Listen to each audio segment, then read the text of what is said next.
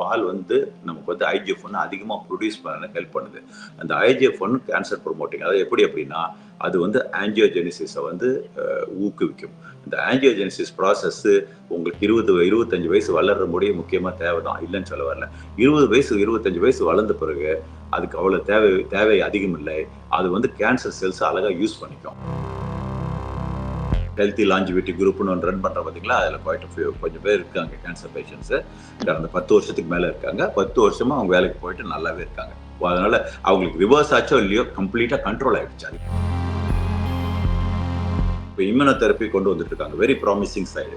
நம்ம அதை தான் வந்து சாப்பாட்டில் செய்ய பார்க்குறோம். அந்த இம்யூனோதெரப்பிங்கிறது வந்து உங்க இம்யூன் சிஸ்டத்தை நல்லா பூஸ்டப் பண்ணி அது வந்து கேன்சரை கொல்ல வைக்கிறாங்க. அது வந்து டார்கெட்டட். இப்போ இம்யூன் சிஸ்டம் செல்ஸ் வந்து என்ன பண்ணுன்னா ரேண்டமால எல்லா செல்லும் கொள்ளாது. நம்மளுடைய கேன்சர் வந்த செல்லை மட்டுமே அதை டேக் பண்ணி அதை கரெக்டாக அழகாக கொண்டுடும். அதே மாதிரி மஷ்ரூம் டெய்லி பேசிஸ்ல எடுத்துக்கணும். வாரத்தில் அட்லீஸ்ட் ஒரு 5 நாள் எடுத்துக்கணும். மஷ்ரூம் மாதிரி ஒரு பவர்ஃபுல் ஆன்டி கேன்சரஸ் ஒரு உணவு எதுவுமே கிடையாது.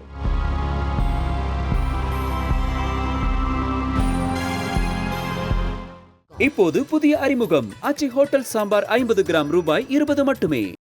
பால் பற்றி சொன்னீங்க சார். பால் பொருட்கள் எந்த அளவுக்கு கேன்சரை தூண்டக்கூடியதா இருக்கு? முக்கியமா எனக்கு பால் விஷயத்துல நான் அகைன்ஸ்டா இருக்கிறதுக்கு ஒரே காரணம், முக்கியமான காரணம் வந்து இந்த IGF-1 அப்படிங்கிறது வந்து பால் வந்து நமக்கு வந்து IGF-1 அதிகமா ப்ரொடியூஸ் பண்ண ஹெல்ப் பண்ணுது. அந்த IGF-1 கேன்சர் ப்ரொமோட்டிங். அது எப்படி அப்படின்னா, அது வந்து ஆஞ்சியோஜெனிசிஸை வந்து ஊக்குவிக்கும். இந்த ஆஞ்சியோஜெனிசிஸ் ப்ராசஸ் உங்களுக்கு 20, 25 வயசு வளர்ற முடிய முக்கியமா தேவைதான். இல்லைன்னு சொல்ல வரல. 20 வயசு, 25 வயசு வளர்ந்த பிறகு அதுக்கு அவ்வளவு தேவை அதிகம் இல்லை. அது வந்து கேன்சர் செல்ஸ் அழகா யூஸ் பண்ணிக்கும். அந்த ப்ராசஸ் யூஸ் பண்ணிக்கும். அப்போ நம்ம வந்து முடிஞ்ச அளவுக்கு அந்த IGF-1 எதெல்லாம் வந்து உடம்புல அதிகப்படுத்துதோ அதை கண்ட்ரோல் பண்ணணும். அதுல பால் முக்கிய பங்கு வகிக்குது. இறைச்சியும் முக்கிய பங்கு வகிக்குது. அதனாலதான் நான்வெஜ் முடிஞ்ச அளவுக்கு எல்லாம் அவாய்ட் பண்றது பெட்டர். நான் நான்வெஜ்ல ஒண்ணு முட்டை மட்டும் தான் நான் ரெக்கமெண்ட் பண்ணுவேன். நல்ல வெரி குட் ப்ரோட்டீன் சோர்ஸ். அதை விட நிறைய அதனுடைய பெனிஃபிட்ஸ் அதிகம். உங்களுக்கு சத்துக்கள் அவ்வளவு இருக்குது. அதனால காலையில் பிரேக்ஃபாஸ்ட் பார்த்தீங்கன்னா நம்ம எல்லா உணவோட இதுவா நான்வெஜ் சாப்பிட்றவங்க ஒரு ஆம்லெட் நல்ல பல்கியா மஷ்ரூம் போடுங்க, அதில் ஆனியன் போடுங்க. மஷ்ரூம் ஆனியன்லாம் வந்து பவர்ஃபுல் ஆன்டி கேன்சரஸ். இதெல்லாம் போட்டுட்டு நீங்க வந்து ஒரு 2 முட்டை 3 முட்டை கூட சாப்பிடலாம் ஒரு நாளைக்கு, தப்பு இல்லை. அதெல்லாம் கொலஸ்ட்ரால் வருங்கிறதுலாம் தவறான ஓல்டு சயின்ஸ். ஒரு 40 வருஷம் ஓல்டு சயின்ஸ். அதெல்லாம் ஒன்றும் வராது. நீங்கள் வந்து ஹெல்த்தியாக சாப்பிட்டுட்டு இன்ஃப்ளமேட்டரி ஃபுட்டெல்லாம் அவாய்ட் பண்ணிட்டு நீங்கள் ஒரு நாளைக்கு 3 முட்டை சாப்பிட்டா கூட உங்களுக்கு கொலஸ்ட்ராலாம் வராது. உங்களுக்கு வந்து எந்த பாதிப்பும் ஏற்படாது. கொலஸ்ட்ரால் ரேஷியோ தான் தப்பு. அதாவது இது நானே கூட சொல்லணும்னு நினைக்கிறேன். இது வந்து நடந்த நிகழ்ச்சி. அதாவது உடம்புல வந்து சாப்பாடு எந்த அளவுக்கு மாத்துதுன்னு ஒரு உண்மை நிகழ்ச்சியை சொல்றேன். எங்க வீட்டுல நடந்தது. சொந்தக்கார பையன் தான். அவனுக்கு 40, 45 வயசு இருக்கும். இங்க இருக்க அமெரிக்கால தான் இருக்கான். அப்போ போன வருஷம் வந்து பிளட் டெஸ்ட் பார்த்துருக்கிறான். பார்த்துட்டு அவன் கேர்லெஸ்ஸா கண்டுக்கல. என்கிட்ட கொடுக்கல. நான் பார்க்கல இந்த பிளட் டெஸ்ட்டை. அப்புறம் ஊருக்கு போனப்ப அவனுக்கு வந்து ஹார்ட் அட்டாக்லயே ஒரு மோசமான ஒரு ஹார்ட் அட்டாக் இருக்கு. அதுக்கு வந்து லேமனுக்கு வந்து என்ன சொல்லுவாங்கன்னா விடோ மேக்கர் அப்படின்னா உங்களுக்கு தெரியும். அதாவது லெஃப்ட் டிசெண்டிங் ஆர்டரி, அதாவது லெஃப்ட் சைட்ல இருக்கிற டிசெண்டிங் ஆர்டரியில பிளாக் வந்ததுன்னா அது வந்து டைரக்டா லெஃப்ட் வென்ட்ரிக்கல் போறது. அதுதான் வந்து நம்ம அங்கிருந்து தான் உங்களுக்கு உடம்புல ஃபுல்லா பம்ப் ஆகி பிளட் போகுது. அது பிளாக் ஆச்சுன்னா அந்த சான்சஸ் ஆஃப் சர்வைவல் ஒரு 10% தான். நீங்க இம்மீடியட்டா போயிட்டு உங்களுக்கு வந்து ஒன்னா ஸ்டென்ட் வைக்கிறதோ ஏதோ ஒன்று பண்ணி அந்த பிளட் ஓபன் பண்ணி விடலைன்னா இறப்பு வந்து நிச்சயம். அதுல 100 பேருக்கு வந்ததுன்னா 90 பேர் இறந்துருவாங்க. Fortunately he is alive now. அவர் வந்து கரெக்டா வந்த உடனே ஒரு செகண்ட் கூட டிலே பண்ணாத போனாங்க. போன உடனே பக்கத்துலேயே ஹாஸ்பிட்டல் இம்மீடியட்டா ஸ்டென்ட் பிளேஸ் பண்ணாங்க. அவங்களுக்கு வந்து ஓபன் பண்ணி அவர் தப்பிச்சிட்டாரு. தப்பிச்சு வந்த பிறகு அவருடைய பழைய ரிசல்ட் பிளட் வாங்கி பார்த்தா அழகா அந்த பிளட் ரிசல்ட் எப்படி மிஸ் பண்ணாங்கன்னு தெரியல. அந்த பிளட் ரிசல்ட்ல வந்து அழகா கொடுத்துருக்கு. கிட்டத்தட்ட அது டிக்கெட் டு ஹார்ட் அட்டாக். இது வந்து any time heart attack waiting to happen சொல்ற அளவுக்கு அழகா இருக்காதுல. அதை வந்து கம்ப்ளீட்டா அந்த பிளட் டெஸ்ட்டை மிஸ் பண்ணியிருக்காங்க. அந்த பிளட் ஃபார்ச்சுனேட்லி அதனால இறந்து கூட போயிருப்பாரு. அவர் தப்பிச்சுக்கிட்டாரு. தப்பிச்சுட்டு வந்தவர்கிட்ட நான் அட்வைஸ் கொடுத்து இதுக்கு மேல எந்த ரிஸ்க் எடுத்துக்காத கரெக்டா ஃபாலோ பண்ணுன்னு சொல்லிட்டு 3 மாசம் கழிச்சு அடுத்த ரிசல்ட் வருது. அந்த ரிசல்ட்ல பாத்தீங்கன்னா கண்ணில் ஒத்திக்கிற மாதிரி இருக்கு. கேரண்டியா சர்டிபிகேஷன் கொடுக்கலாம். இனிமேல் அவருக்கு மீண்டும் ஒரு ஹார்ட் அட்டாக் வராதுன்னு அப்படியே ரிவர்ஸ் ஆயிடுச்சு. அந்த 2 ரிசல்ட்டையும் கூட நல்லா பப்ளிஷ் பண்ண முடியும். ஏன்னா அவ்வளவு மாற்றங்கள் என்ன இருக்கக்கூடாதாங்க அத்தனை. அது ஹைலி இன்ஃப்ளமேட்டரியா இருக்கு அந்த சைட்ல. அதுக்கு வந்து நான் கூட சொல்லியிருக்கேன், கொலஸ்ட்ரால் காரணம் இல்லை, கொலஸ்ட்ரால் காரணம் இல்லை. ஆனால் கொலஸ்ட்ரால் ரேஷியோ வந்து உங்களுக்கு தெளிவாக காட்டி கொடுத்துரும், ஹார்ட் அட்டாக் வருமா வராதான்னு சொல்லிட்டு. யாருக்காவது ஒருத்தங்களுக்கு வெரி ஹை லெவல் ஆஃப் ட்ரைக்ளிசரைடும், அதே நேரத்தில் வெரி லோ ஹெச்டிஎலும், அதே நேரத்தில் வந்து உங்களுக்கு சிஆர்பி அல்லது ஹோமோசிஸ்டின் இது மாதிரி இன்ஃப்ளமேட்டரி இண்டிகேட்டர்ஸ்லாம் இருக்கு, அது வெரி ஹையா இருந்ததுன்னா கண்டிப்பா வரும். இதுல இருந்து தப்பிக்கவே முடியாது. அது என்னைக்கு வருங்கிறது தான் பிரச்சனை. எனக்கு கேரண்டி வந்தே தீரும். அது வந்து கம்ப்ளீட்டா மாறிடுச்சு. அந்த ரேஷியோ எல்லாமே மாறிடுச்சு. 3 மாசத்துல மாறுது.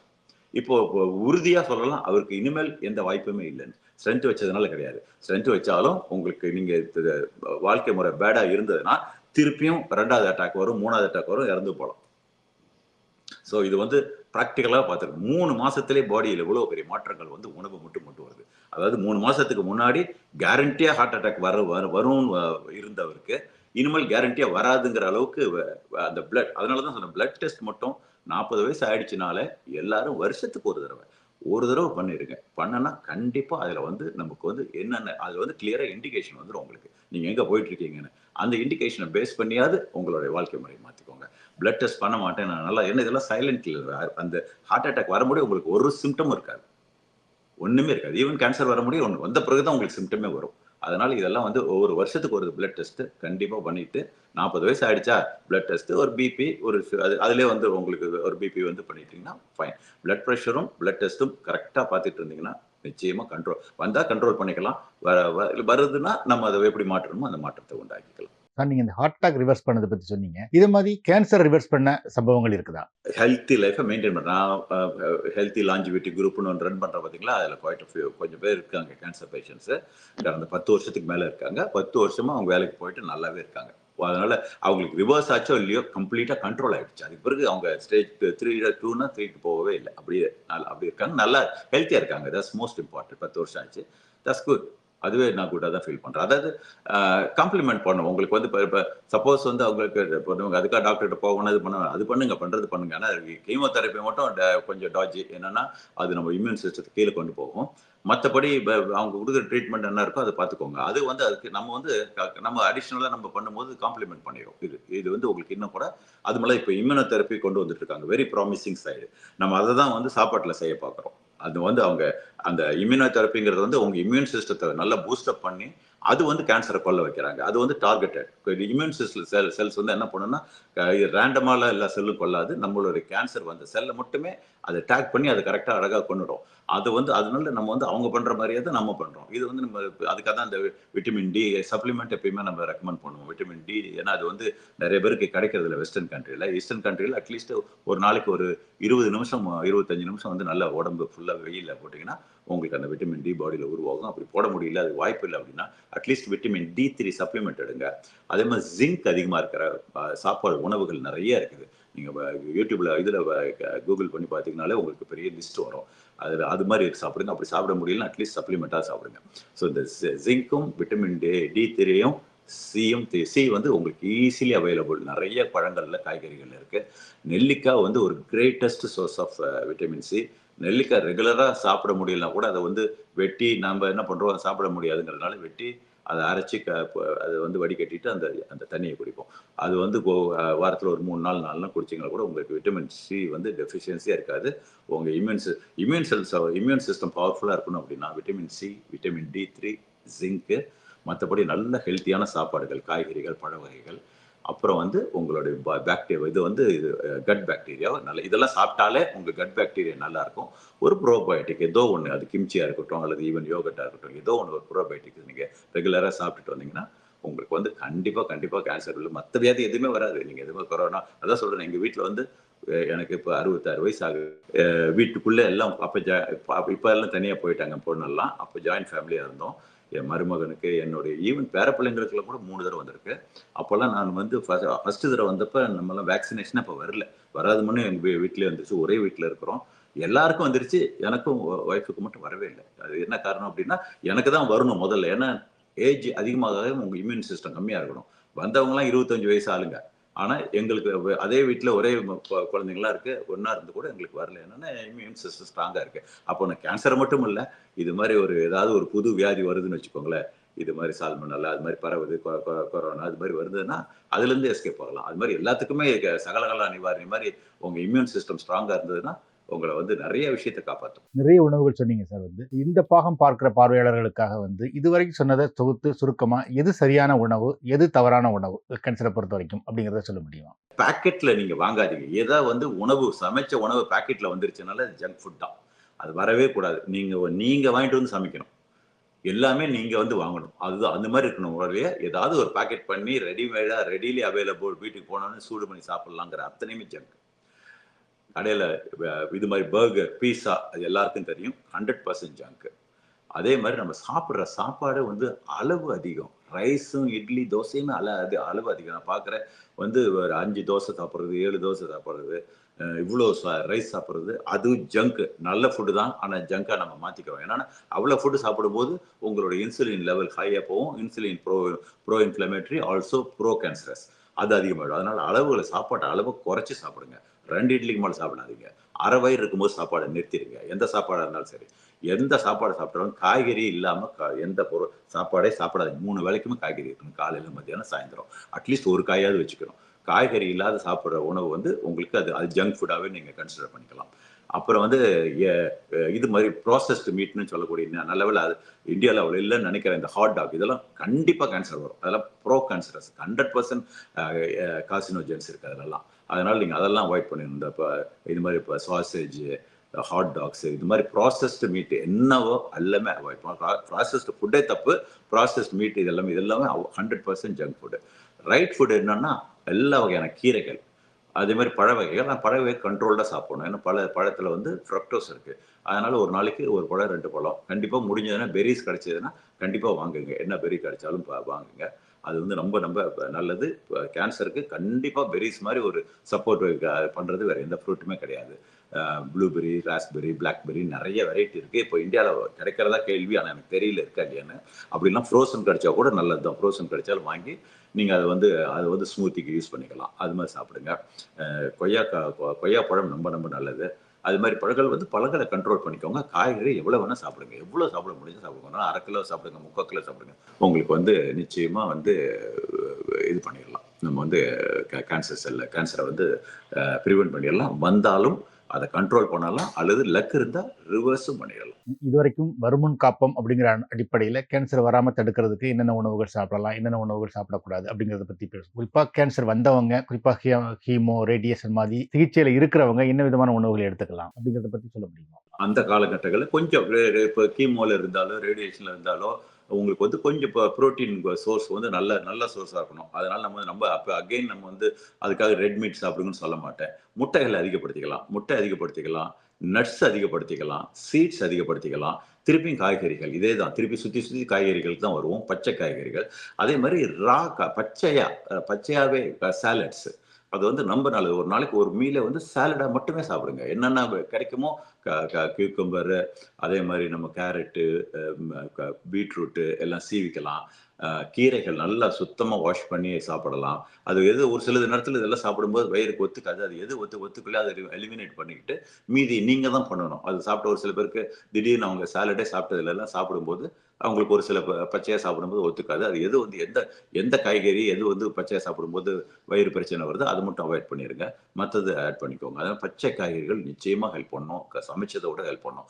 ஒரு சில நேரத்தில் சமைச்சது ஹெல்ப் பண்ணும். ஒரு சிலது பச்சை ஹெல்ப் பண்ணும். எப்படின்னா இப்போ டொமேட்டோ எடுத்துக்கோங்க. தக்காளி வந்து சமைச்சது வந்து மோர் அந்த லைக்கப்பின் வந்து பயோ அவைலபிலிட்டி அதிகமாக இருக்கும் பச்சையை விட. ஸோ அது மாதிரி ரெண்டுலேயுமே பெனிஃபிட் இருக்குது. சமைச்சதுலேயும் பெனிஃபிட் இருக்குது, பச்சையிலையும் பெனிஃபிட் இருக்குது. அதனால் பச்சை காய்கறிகள் முடிஞ்சது ஒரு 200 கிராம் 250 கிராம் ஒரு நாளைக்கு சாப்பிட்ருங்க. எந்த சாப்பாடு சாப்பிட்டாலும் காய்கறிகளை வச்சுக்கணும். அப்புறம் வந்து கேன்சர் வந்தவங்களுக்கு நிச்சயமாக டாக்டர்ஸ் சப்ளிமெண்ட் கொடுத்துருப்பாங்க. விட்டமின் D3 வந்து ஒரு 50,000 60,000 பர் வீக் ஐயு கொடுத்துருவாங்க. டிஃபால்ட்டாக கொடுத்துருவாங்க. அதனால் அதை பற்றி நம்ம சொல்ல வேண்டாம். அப்படி இல்லைன்னா கொடுக்கல சாப்பிடல அப்படின்னா விட்டமின் D3 சப்ளிமெண்ட்டும் ஜிங்க்கும் விட்டமின் சிக்கு வந்து நம்ம நான் சொன்ன நெல்லிக்காய் நம்ம ஊரில் ஈஸியாக கிடைக்கிற ஒரு ஐட்டம் நெல்லிக்காய் அல்லது எல்லாமே இல்லை சிட்ரஸ் ஃப்ரூட்ஸில் எல்லாமே இருக்குது. அது மாதிரி நேச்சுரல் சோர்ஸில் விட்டமின் சி அண்ட் நிறைய காய்கறிகள் சாப்பிட்டுட்டு நட்ஸு சாப்பிட்டுட்டு பெரி சாப்பிட்டுட்டு ஆன்டி கேன்சர் சூப்புன்னு சொல்லி சூப் ஒன்று வச்சுக்கோங்க. என்னென்னா எல்லா வகையான இந்த ராஜ்மான்னு சொல்கிற பார்த்தீங்களா, கிட்னி பீன்ஸு, பிளாக் ஐ பீன்ஸு, ப்ளூ பீன்ஸு, நிறைய பீன்ஸ் வெரைட்டி அந்த பீன்ஸ் எல்லாமே போட்டு வேக வைங்க. அதில் ஆனியன் போடுங்க. அதில் கீரைகளை போடுங்க. மஷ்ரூம் முக்கியமாக போடுங்க, மஞ்சத்தூள் போடுங்க. போட்டுட்டு டேஸ்ட்டுக்கும் கொஞ்சம் பருப்பு ஏதாவது தால் மாதிரி ஏதாவது போட்டுக்கிட்டோங்க. போட்டுட்டு எல்லாமே நல்லா கொதிக்க வச்சுட்டு நல்லா கடையிறதோ அல்லது பிளெண்டரில் அரைக்கிறதோ அரைச்சிட்டு அதை வந்து ஒரு தின் ஸ்மூத் சூப்பாக பண்ணிவிட்டு ஃப்ரிட்ஜில் வச்சுட்டு வேணுங்கும் போது நீங்கள் சூடு பண்ணி இந்த இதை குடிச்சிட்டே வாங்க. இது சப்போஸ் அங்கே பெரிஸ் கிடச்சிது அப்படின்னா ரொம்ப லக்கு, அதையும் போட்டுக்கோங்க. போட்டுட்டு அதோட சேர்த்து சூப்போடு சாப்பிட்டீங்கன்னா இந்த கேன்சரை வந்து இது அத்தனையுமே டைரக்டாக ஃபைட் பண்ணக்கூடியது. அது நான் கெமிக்கலாக நான் சொல்ல வரலாம், அது ரொம்ப புரலாங்க ஆகிட்டு இருக்கும். எல்லா என்னென்ன கெமிக்கல் எப்படி ஃபைட் பண்ணுதுன்னு என்னால் சொல்ல முடியும். ஆனால் அது வந்து நம்ம இன்டர்வியூ வந்து நம்ம எடுத்துரும். அது மாதிரி லேமேனுக்கு வந்து அது தேவையும் இல்லை. அது எதனால சொல்லிட்டு நான் முடிஞ்ச அளவுக்கு நான் சொல்றது ஒரு சில நேரத்தில் நான் டேர்ம் சொல்ல காரணம் என்னன்னா, இது லேமேன் மட்டும் பார்க்கல, டாக்டர்ஸும் பார்க்குறாங்க. ஸோ அதனால வந்து அவங்களையும் நான் கன்வின்ஸ் பண்ணி ஆகணும், ஏன் எதுக்காக சொல்கிறேன்னு சொல்லிட்டு. அதனால தான் நான் ஒரு சில நேரத்தில் கொஞ்சம் சயின்ஸ் பேக்ரவுண்ட் அதிகமாக சொல்கிறதுக்கு காரணம் அதுதான் வழியே.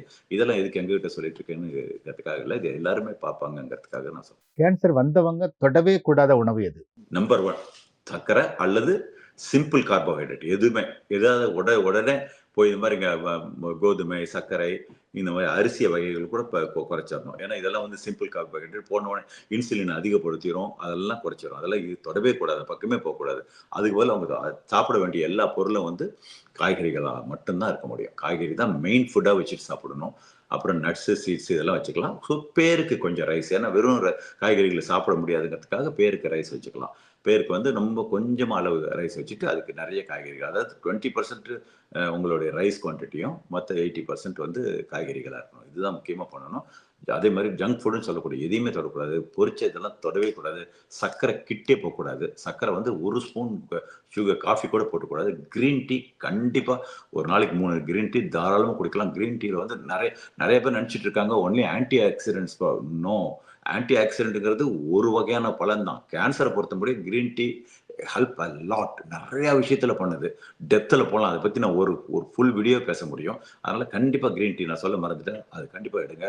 வெறும் ஆன்டி ஆக்சிடென்ட் குவான்டிட்டியை பொறுத்துட்டு இதை விட எனக்கு நெல்லிக்கால் அதிகமாக இருக்குங்கிற டைலாக் நான் எங்கே கேட்டிருக்கேன். அதெல்லாம் முற்றிலும் தவறு. நிறைய சயின்ஸ் அதுக்கு பேக்கப் பண்ணுது. கிரீன் டீக்கும் கேன்சர் எந்த அளவுக்கு ப்ரிவென்ஷனுக்கும் சரி ரிவர்சலுக்கும் ஹெல்ப் பண்ணுதுன்னு சொல்லிட்டு அந்த ஸ்கின் அந்த டேமேஜ் எல்லாம் கூட கண்ட்ரோல் பண்ணுது, உங்களுக்கு அந்த டிஎன்ஏ டேமேஜ் எல்லாம் கூட. ஸோ அதனால கிரீன் டீ தாராளமாக ஒரு 3-4 கிரீன் டீ ஒரு நாள் குடிக்கலாம். கேன்சர் வந்தவங்க சாப்பிட வேண்டிய ஐட்டங்கள், தவிர்க்க வேண்டிய ஐட்டங்கள் ஜங்க் ஃபுட், சர்க்கரை முற்றிலும் தவிர்க்கணும். எக்ஸசைஸ் கண்டிப்பாக பண்ணணும். இதெல்லாம் பண்ணிட்டு இருந்தாலே உங்களுக்கு கண்டிப்பாக தெரியும், உங்களுக்கு பாடியில் வந்து இம்ப்ரூவ்மெண்ட் நடக்கும். அந்த இம்ப்ரூவ்மெண்ட் வந்து பாசிட்டிவாக இருக்கும். பாலையும் தவிர்த்திடணும். நிச்சயமாக பால், மீட் வகைகள் எல்லாத்தையும் தவிர்த்துருங்க. அந்த மீட் வகைகள்லாம் திருப்பியும் IGF-1 வந்து அந்த IGF-1 வந்து ப்ரொமோட் பண்ணிடும். அதே மாதிரி மஷ்ரூம் டெய்லி பேசிஸில் எடுத்துக்கணும். வாரத்தில் அட்லீஸ்ட் ஒரு 5 நாள் எடுத்துக்கணும். மஷ்ரூம் மாதிரி ஒரு பவர்ஃபுல் ஆன்டி கேன்சரஸ் ஒரு உணவு எதுவுமே கிடையாது. ஏன்னா மஷ்ரூமுக்கு வந்து அத்தனை வகையான, ஒரு வகையில் இல்லை, இம்யூனி பூஸ்ட் பண்ணும் ஒரு வகையில். இன்னொரு வகையில் வந்து உங்களுக்கு வந்து இந்த நான் சொன்ன ஆஞ்சியோஜெனிசிஸ் வந்து இன்ஹிபிட்டர்பாங்க. அந்த மாதிரி ஒரு சப்ளையை தடுக்கும். கேன்சர் செல்லுக்கு பிளட் சப்ளை கொடுக்காத தவிர்க்கும். இது மாதிரி நிறைய மல்டிபிள் இது வந்து வேலை செய்யுது. நம்ம வந்து அந்த கேன்சர் செல்லை அட்டாக் பண்ணவும் ஹெல்ப் பண்ணுது. ஸோ மஷ்ரூம் வந்து ஒன்றாவது முக்கியம், ரொம்ப முக்கியம். எவ்வளவு ஜிஞ்சர், கார்லிக், மஞ்சத்தூள் எவ்வளோ முக்கியமோ அந்த அளவுக்கு மஷ்ரூம் முக்கியம். ஸோ அதனால இதெல்லாம் அதிகமாக சாப்பிட்டுட்டு இந்த ஜங்க் ஃபுட்டை கண்ட்ரோல் பண்ணிட்டாலே உங்களுக்கு வந்து கேன்சர் இருக்கிறவங்களுக்கு ரிவர்ஸ் ஆகும். அல்லது அட்லீஸ்ட் நீங்கள் வந்து ஸ்டேஜ் 2னா தைரியமாக ஸ்டேஜ் 2ல இருக்கலாம். நீங்கள் வந்து உங்கள் இன்சுலினை பார்த்துக்கோங்க. இன்சுலினை எதெல்லாம் அதிகப்படுத்துமோ சிம்பிள் கார்போஹைட்ரேட் விஷயங்கள் அதெல்லாம் அவாய்ட் பண்ணிடுங்க அல்லது குறைச்சிருங்க.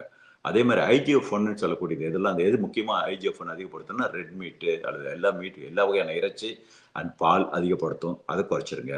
இது எக்ஸசைஸ் பண்ணுங்க. எக்ஸசைஸ் பண்ணும்போது இது ரெண்டுமே கண்ட்ரோல் ஆகும். IGF-1 கண்ட்ரோல் ஆகும், இன்சுலினும் கண்ட்ரோல் ஆகும். ஸோ இது மாதிரி இப்போ பண்ணி பாடி வெயிட்டை கரெக்டாக மெயின்டைன் பண்ணுங்க. ட்ரிம் பண்ணிக்கோங்க, வெயிட் ரெடியூஸ் பண்ணிடுங்க. Fasting very very important. அது கண்டிப்பாக இருக்கணும். அட்லீஸ்ட் இன்டர்மீடியன்ட் ஃபாஸ்டிங்காவது இருக்கணும். ஒரு அந்த ஈட்டிங் விண்டோவாவது அதிகப்படுத்தணும். ஏன்னா கேன்சர் இருக்கிறவங்களால இது கொஞ்சம் சாப்பிட்டு தான் ஆகணும். நம்ம எவ்வளோ நாளாக இருக்கலாம். அவங்க வந்து ட்ரீட்மெண்ட்டில் இருக்கிறவங்களுக்கு சாப்பிட இருக்க முடியாது. அவங்க ஃபுல் ஃபாஸ்டிங் இருக்க முடியலனா கூட அந்த ஈட்டிங் விண்டோவை அதிகப்படுத்திடுங்க. ஈவினிங் வந்து 7 o'clock 6 o'clock சாப்பிட்டுட்டு அடுத்த நாள் காலையில் 11 மணிக்கு அடுத்த மீல் தள்ளி போடுங்க. 2 மீல் போதும் எல்லாருக்குமே. 3 மீல் வந்து எல்லாருக்கும் அதிக உணவு எடுத்துக்கிறதும் ஒரு விதத்தில் ஜங்கு தான். என்னன்னா நீங்கள் நல்ல ஃபுட்டு தான் சாப்பிட்றதுனால கூட காலையில் நாங்கள் ஒரு 5 இட்லி 4 இட்லி பெரிய இட்லி சாப்பிட்டுட்டு மத்தியானம் உடனே ஒரு 3 மணி நேரம் கேப்பில் திருப்பியும் 3 ரைஸ் 3 தடவை போட்டுக்கிட்டு அதே மாதிரி சாயந்தரம் வந்து திருப்பியும் சாப்பிட்றதுங்கிறது வந்து என்னன்னா இதில் நல்ல உணவாக இருந்தால் கூட உங்கள் குவான்டிட்டி ஆஃப் த ஃபுட் வந்து 3 தடவை சாப்பிட்றீங்க, ஃப்ரீக்வன்சி அதிகம், உங்கள் உடம்புல எப்பயுமே இன்சுலின் ஹையாகவே இருக்கும். இன்சுலின் ஹையாக இருந்ததுன்னா அது வந்து ப்ரோ இன்ஃப்ளமேட்ரி, ஆல்சோ ப்ரோ கேன்சருக்கும் அது ஹெல்ப் பண்ணும். அதே நேரத்தில் உங்கள் ஹார்ட் டிசீஸையும் அதிகப்படுத்திடும், மற்ற டிசீஸுங்களுக்கும் காரணமாயிரும். அதனால் 3 வேளை சாப்பாடுங்கிறது முற்றிலும் தவறு. அது வந்து அது இவென்ச்சுவலி மனித குலம் புரிஞ்சுக்கும்னு நினைக்கிறேன். பட் இப்போதைக்கு கொஞ்சம் பேர் புரிஞ்சுட்டு பண்ணுறாங்க. அதனால் இப்போ எவ்வளவு கம்மியாக சாப்பிட்றோமோ அவ்வளோ உடம்புக்கு ஹெல்த்து. சாப்பிட்றத ஹெல்த்தியாக சாப்பிடுங்க. உங்களுடைய அன்றாட உணவு பழக்க வழக்கம் பற்றி சொல்ல முடியுமா? காலையில் இது வந்து டெய்லி ஒன்று. இதில் வந்து என்னென்ன இருக்குது அப்படின்னா, இதில் முக்கியமாக வந்து மஞ்சள், மஞ்சக்கட்டி இங்கே கிடைக்குது. அதனால் மஞ்சக்கட்டி, கடைகளில் மஞ்சள் தூள் போட்டுக்கோங்க.